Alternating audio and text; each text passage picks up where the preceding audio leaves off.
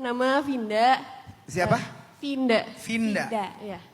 Ya, bagaimana sih caranya kita tuh tahu bahwa laki-laki itu tuh jodoh kita? Karena kadang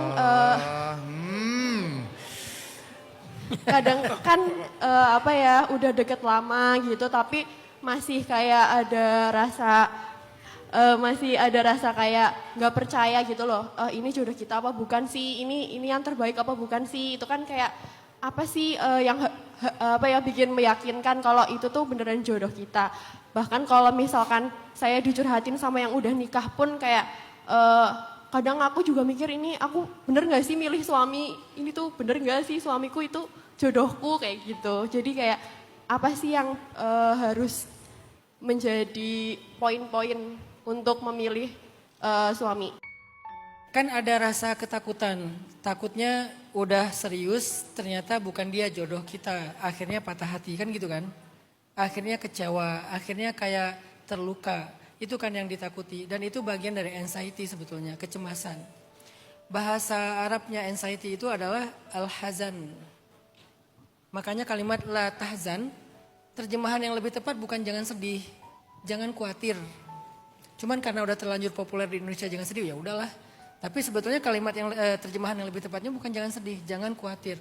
Karena konteksnya di situ kan Abu Bakar mengkhawatirkan keselamatan Nabi.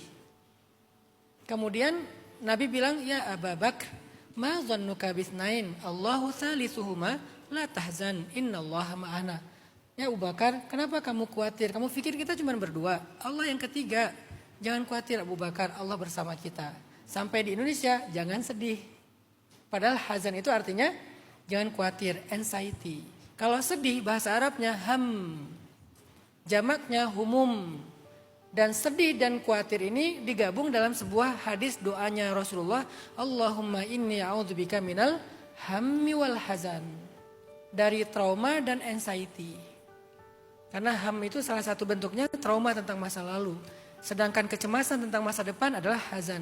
Nah Mbak Vinda mungkin khawatir gitu, khawatir salah pilih, nanti ternyata pas sudah ngejalani kehidupan rumah tangga dia nggak seperti yang kita harapkan, nanti dia akan melukai kita dan seterusnya. Potensi itu selalu terjadi teman-teman, bahkan kepada orang yang kita udah yakin banget sekalipun. Karena manusia bisa berubah, ya semua orang bisa berubah. Dan kadang-kadang orang yang berubah ini orang yang nggak pernah kita bayangkan. Bisa jadi dia seorang hafiz Quran, bisa jadi dia seorang yang solehah banget, bisa jadi dia ahli masjid, bisa jadi dia orang yang well educated. Tapi semua orang bisa berubah, jadi sama aja, resikonya tuh sama. Dengan orang yang kita yakin banget atau dengan orang yang kita juga belum terlalu yakin, sama resikonya. Terus gimana caranya menghadapi semua itu? Dinamika, ketidakpastian, belajar yang namanya tawakal kepada Allah. Coba titipkan jodoh kita kepada Allah, titipkan nasib kita kepada Allah, titipkan urusan kita kepada Allah. Allah yang tahu masa depan dan Allah yang paling tahu yang terbaik buat kita. Biar Allah aja yang urus.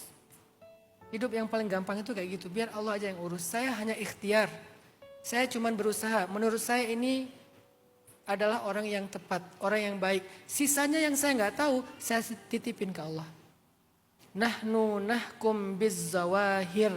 Kata Umar bin Khattab, kami cuma menilai sesuatu yang tampak, tidak bisa menilai sesuatu yang gaib. Maka yang zahir bagian kita, yang gaib bagian Allah.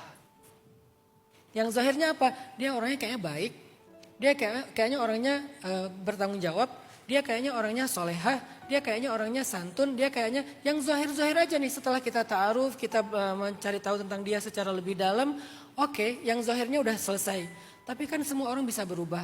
Tapi kan ini bisa aja topeng. Tapi kan. Sisanya yang gaib, yang kita nggak bisa menilai, serahkan kepada Allah. Kalau kita udah serahkan kepada Allah, Nabi bilang, Annallaha idza studi'a syai'an hafidhah. Allah itu kalau udah dititipin sesuatu pasti dijaga. Dijaga di sini artinya bukan berarti kita nggak mungkin dikecewakan. Mungkin dia bisa berubah, tetapi Allah tetap jaga kita. Mungkin dia bisa berubah, tapi Allah pasti bela kita. Mungkin dia bisa berubah, tapi Allah pasti melindungi kita. Allah kalau dititipin sesuatu pasti dijaga. Jadi udah semua orang punya potensi yang sama. Saya udah menikah sekian tahun. Apakah saya nggak akan berubah? Bisa aja berubah. Apakah istri saya nggak akan berubah? Bisa aja berubah. Apakah anak saya? Sekarang anak saya karena masih kecil-kecil ya, akrab sama saya, digendong, diajak main, dicandain segala macam. Bahkan kadang-kadang bahasa manjanya anak saya tuh baba jahat. Kalau udah bilang baba jahat tuh artinya pengen digendong.